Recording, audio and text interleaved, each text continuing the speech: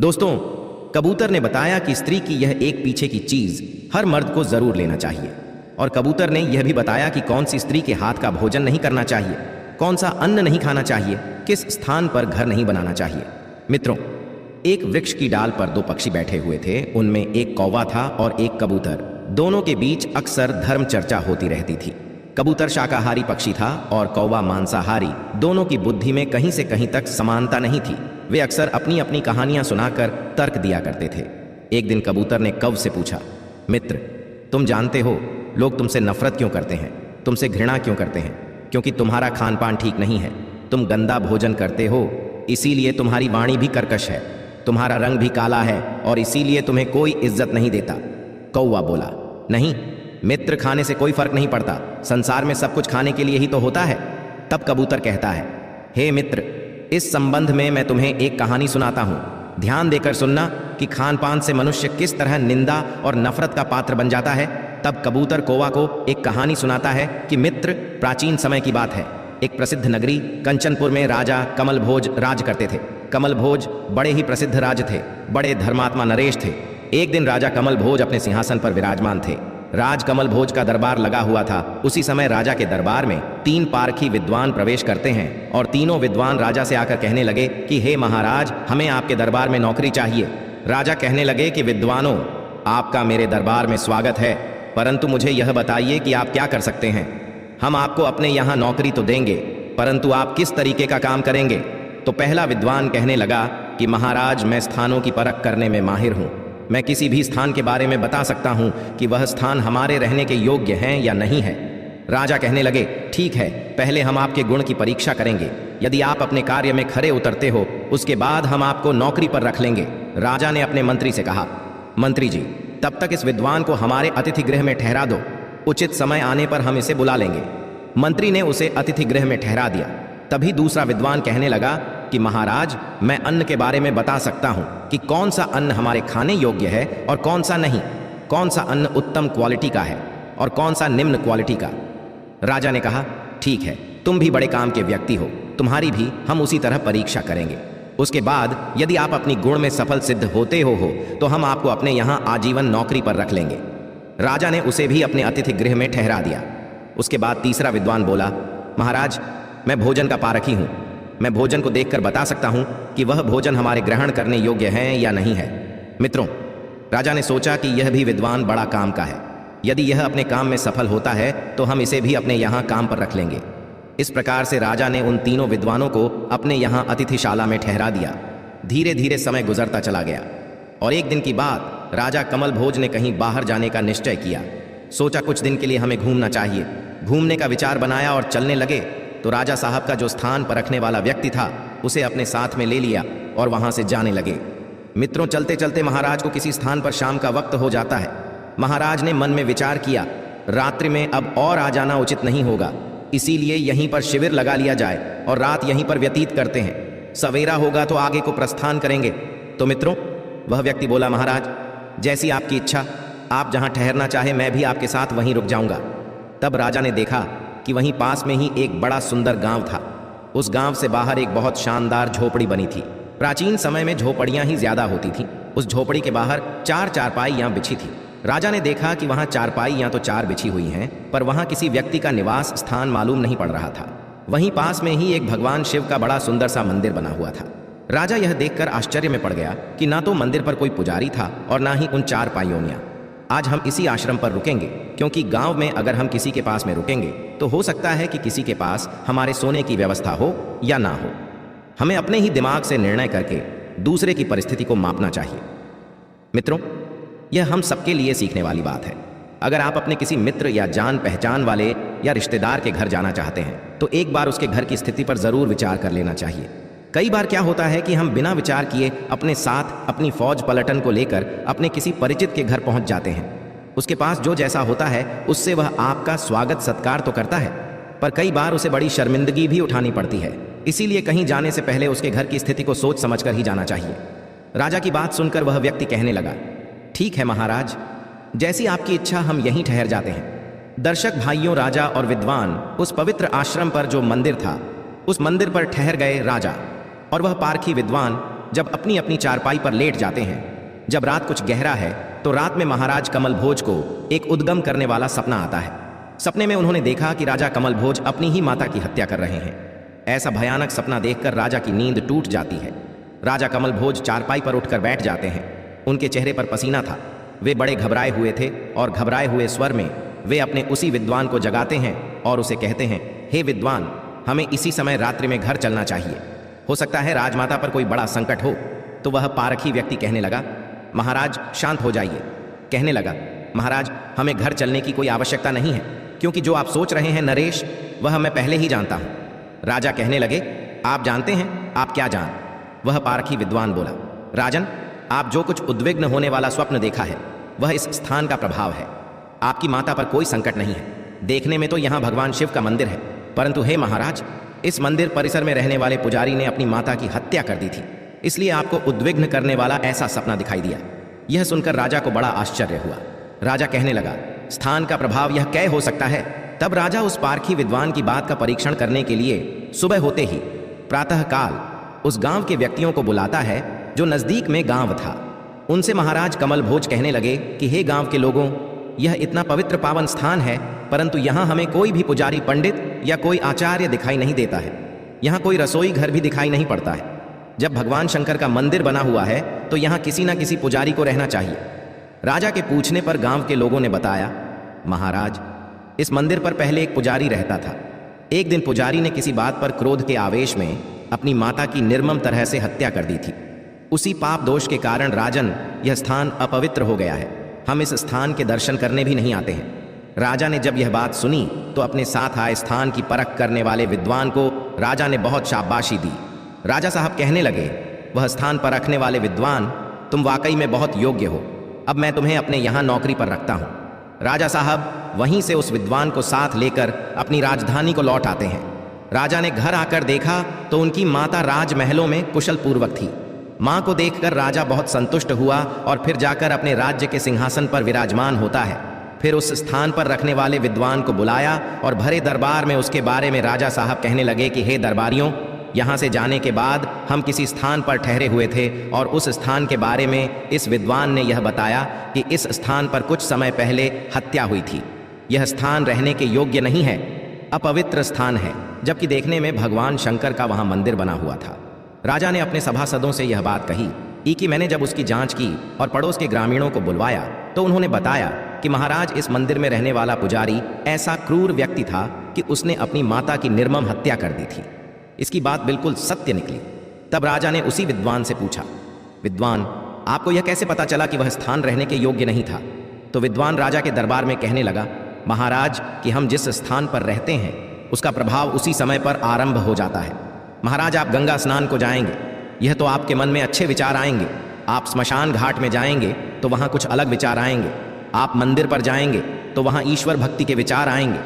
आप किसी ऐसी जगह पर जाएंगे जहाँ शराब बेची जाती हो तो उस स्थान पर आपके मन में वहाँ का दूषित वातावरण भर जाएगा। महाराज, अगर आप युद्ध भूमि में जाएंगे तो आपके मन में रणभूमि के विचार आएंगे। हे राजन, इसीलिए स्थान का बड़ा महत्व होता है। हर स्थान का अलग वातावरण होता है।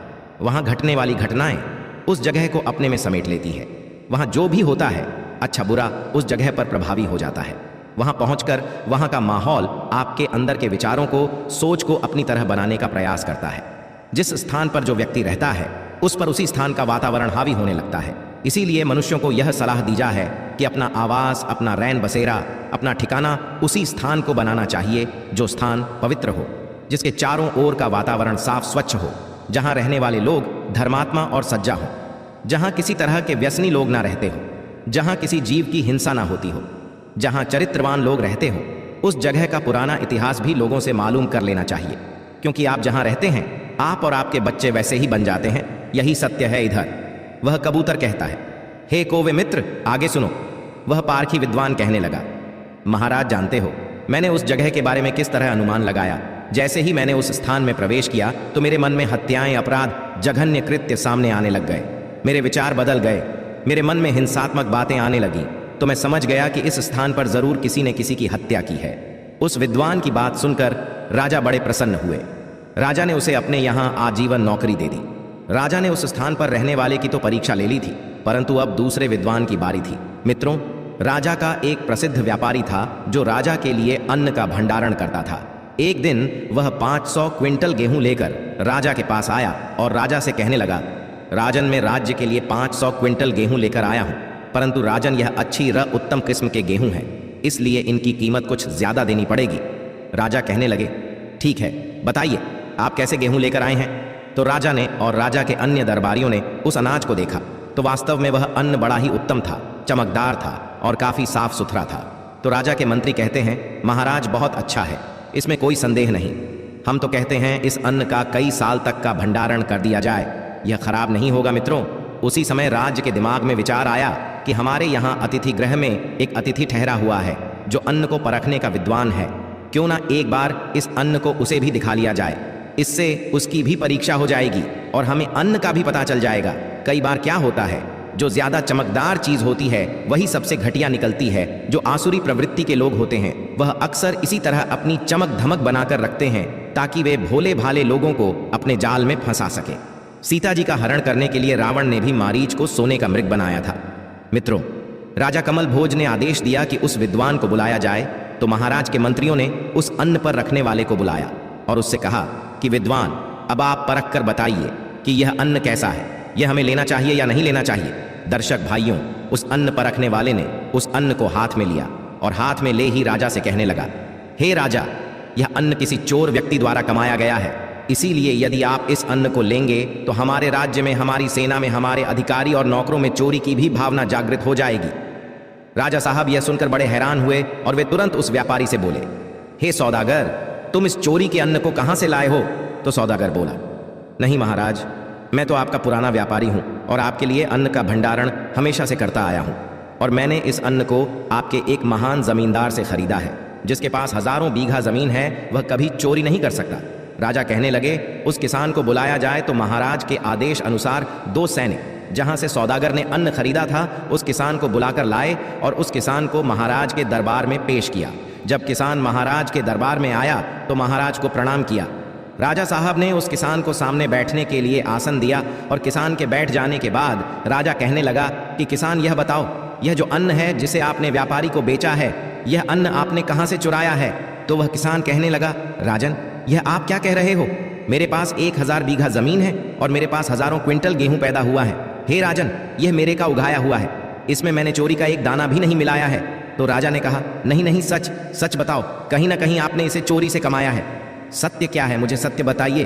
तो किसान कहता है कि नहीं राजन, यह तो मेरे खेत में ही पैदा हुआ अन्न है, मैंने कहीं से चोरी नहीं की है। तो राजा उस विद्वान की तरफ देखने लगे जो अन्न परखने वाला था। तो वह विद्वान कहने लगा, नहीं महाराज, ऐसा नहीं हो सकता, यह किसान झूठ बोल रहा है, यह अन्न किसी चोर ने कमाया है। जब यह बात उस विद्वान की सुनी तो किसान कहने लगा, हाँ महाराज, यह तुम्हारा विद्वान सही कह रहा है। जैसे कि महाराज, मेरे पास हजारों बीघा जमीन है, तो उस जमीन को मैं अकेला नहीं कर पाता हूं। एक दिन किसी राजा के यहां से एक बहुत बड़ा शातिर चोर फरार हो गया, उसकी जेल से छूट करके भाग गया। उस चोर ने अपना भेष छुपाया और भेष छुपाकर कि वह मेरे यहां आया और मुझसे उसने सारी हकीकत बता दी कि मैं उस राजा के यहां जेल में था और राजा की जेल से छूट करके आपके यहां आया हूं। आप मुझे अपने पास रख लीजिए, मुझे कुछ नहीं चाहिए, केवल रोटी और वस्त्र देते रहना। उसने मुझसे कहा कि मैं तुम्हारा सारा काम भी करता रहूंगा, तो मैं राजी हो गया। फिर महाराज, मैंने उस चोर को अपने यहां रख लिया और महाराज, इस साल की जो फसल पैदा हुई है यह उसी चोर की मेहनत है। उसने खेतों में जुताई से लेकर बुवाई, कटाई, सिंचाई, सारे काम उस चोर के द्वारा ही किए गए हैं। और इसीलिए महाराज, आपका यह अन्न परखने वाला बड़ा विद्वान है। इसने यही तो कहा है कि अन्न चोर ने कमाया है, यह अन्न चोरी करने वाले व्यक्ति का ही कमाया हुआ है। राजन, आपके इस विद्वान की बात बिल्कुल सही है। किसान की बात सुनकर राजा बड़ा प्रसन्न हुआ, सोचने लगा, वाह, कितना बड़ा विद्वान मेरे दरबार में मौजूद है। राजा ने उस विद्वान से पूछा जो अन्न परखने वाला था कि है विद्वान महोदय, मुझे यह बताइए कि आपने इस अन्न को हाथ में लेते ही कैसे पहचान लिया, जबकि इसकी चमक सोने के समान है। यह साफ सुथरा अन्न है, परंतु हाथ में लेते ही तुमने कैसे बता दिया कि चोरी का कमाया हुआ है।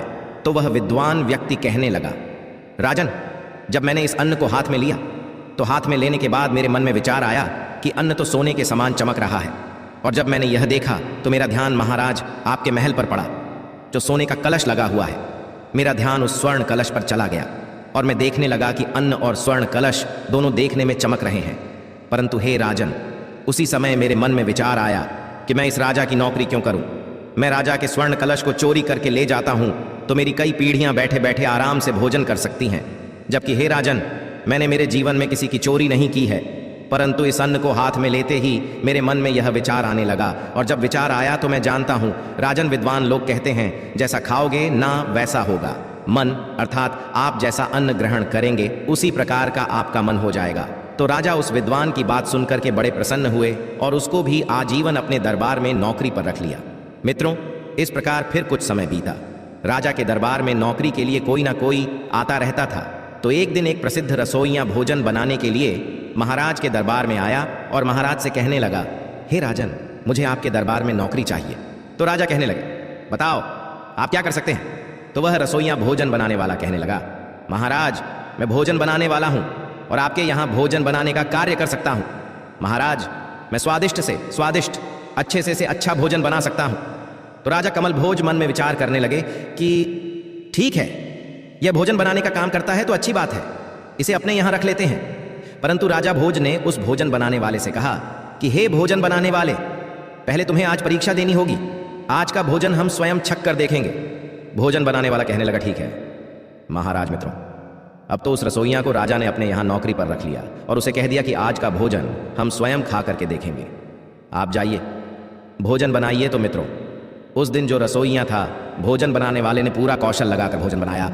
पूरे होशो हवास में जितना हो सकता था, जितना अच्छे से अच्छा भोजन बना सकता था, उतना स्वादिष्ट व्यंजन बनाया। और जब भोजन तैयार हो गया तो महाराज कमल भोज को उस रसोइये ने बुलवाया कि महाराज, हमने जो भोजन बनाया है उसे आप देख सकते हैं। कहाँ है कि भोजन है दर्शक बंधुओं, अपने मंत्रियों के साथ, और उस भोजन को परखने वाले के साथ राजा अपने रसोई घर में गए। राजा ने जब भोजन को खा करके देखा तो भोजन बड़ा स्वादिष्ट था, बहुत अच्छा भोजन बनाया था। उन मंत्रियों ने भोजन को खाया तो मंत्री कहने लगा कि महाराज, हमने बहुत भोजन बनाने वाले देखे हैं, परंतु ऐसा कुशल भोजन बनाने वाला हमारे राज्य में पहली बार आया है। हे महाराज, इसको अपने यहां नौकरी पर रख लेते हैं। तभी वह जो भोजन परखने वाला विद्वान था, राजा ने उससे कहा कि हे भोजन परखने वाले, आप बताएं यह भोजन बनाने वाला और यह बना हुआ भोजन कैसा है। उसी समय वह राजा का विद्वान जो भोजन परखने वाला था, महाराज कमल भोज से कहने लगा कि हे राजन, यदि आप इस भोजन बनाने वाले को अपने दरबार में रखोगे तो इसके हाथ का बना हुआ भोजन खाकर हमारे राज्य के अधिकारी कर्मचारी सब लुटेरे हो जाएंगे, उनमें लूटपाट की प्रवृत्ति बढ़ जाएगी। मित्रों, यह बात सुनकर के राजा कहने लगा कि तुम क्या कह रहे हो।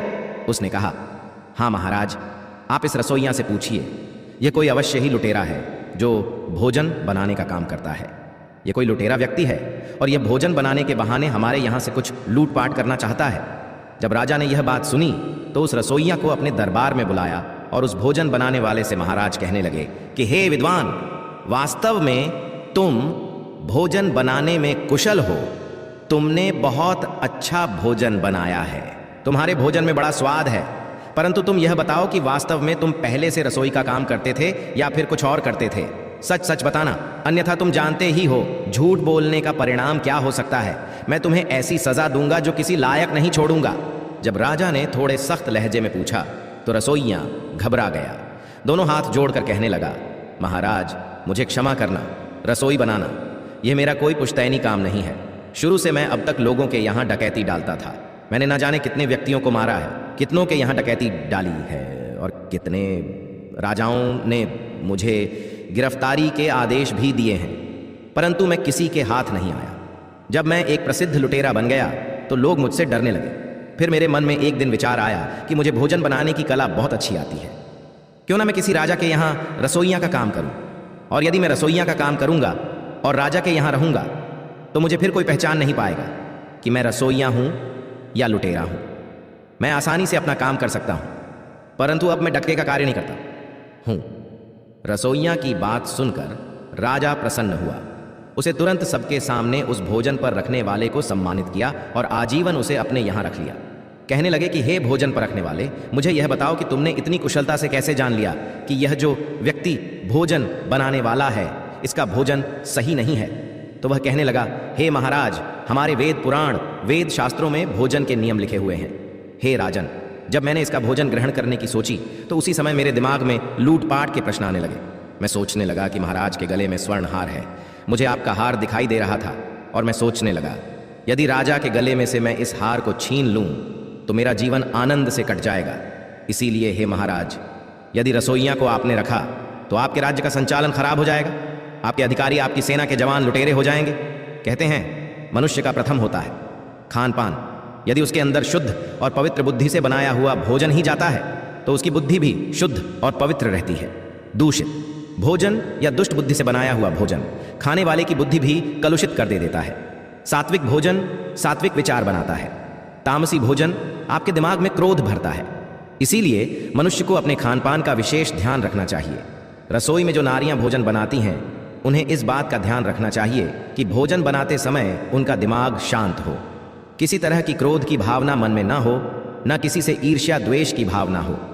यदि वह क्रोध युक्त बुद्धि से ईर्ष्या द्वेष की भावना लेकर भन बनाती है तो खाने वाले के अंदर भी वही क्रोध, वही ईर्ष्या, वही दोष चला जाता है। जब कोई स्त्री क्रोध में भोजन बनाती हो तो उस भोजन को ग्रहण ना करें। चोरी का भाव मन में है, किसी को मारने का भाव मन में है, किसी को लूटने की बात मन में चल रही है, किसी को धोखा देने की बात मन में चल रही है और उसे उस समय भोजन बनाना पड़ रहा है, तो वह भोजन उसके विचारों से दूषित हो रहा है। खाने वाले पर इसका नकारात्मक प्रभाव पड़ता है। मित्रों, मनुष्य को यह 3 बातें हमेशा याद रखनी चाहिए। नंबर 1, उत्तम स्थान पर रहना चाहिए। आपने देखा है कि जब भी हम कहीं नए मकान का निर्माण करते हैं तो उसमें रहने से पहले हम उसका गृह प्रवेश करते हैं, वेद मंत्रों से उसे पवित्र करते हैं, वहां की नकारात्मक शक्ति को बांध देते हैं, अच्छा विधान करते हैं, तब उस घर में रहते हैं। यदि कोई व्यक्ति अपवित्र स्थान पर रहता है तो उसके घर में गृह क्लेश, बीमारियां बढ़ जाती हैं और तो और उस घर की बरकत भी रुक जाती है। रोग शोक उसे घेरे रहते हैं, लड़ाई झगड़े बढ़ते चले जाते हैं। इसीलिए सदैव रहने के लिए अच्छे स्थान का चुनाव करना चाहिए। नंबर 2, उत्तम अन्न ग्रहण करना चाहिए। भोजन में वही अन्न शामिल करना चाहिए जो मेहनत और ईमानदारी से कमाया गया हो। अन्न से बुद्धि का निर्माण होता है।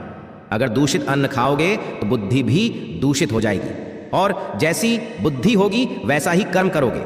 यदि आप लूट का अन्न खाओगे तो आपका दिमाग लूट मचा देगा। अगर आप चोरी का खाओगे तो आपकी बुद्धि चोरी करने में लगेगी। इसलिए वही खाना चाहिए जिसमें ईमानदारी हो और पुरुषार्थ हो। नंबर 3, अगर तुमने भोजन किसी गलत व्यक्ति के द्वारा तैयार किया हुआ खा लिया तो उसके अवगुण आपके अंदर प्रवेश कर जाएंगे। कहते हैं भोजन के भी कई नियम होते हैं। पापी के हाथ का अन्न खाओगे तो पाप आपका कुछ अंश आपके ऊपर भी आ जाएगा। किसी हिंसक व्यक्ति के हाथ का भोजन खाओगे तो आपकी बुद्धि भी हिंसक बन जाएगी। इसलिए भोजन में सावधानी बरतें और अपने जीवन को खुशहाल रखें।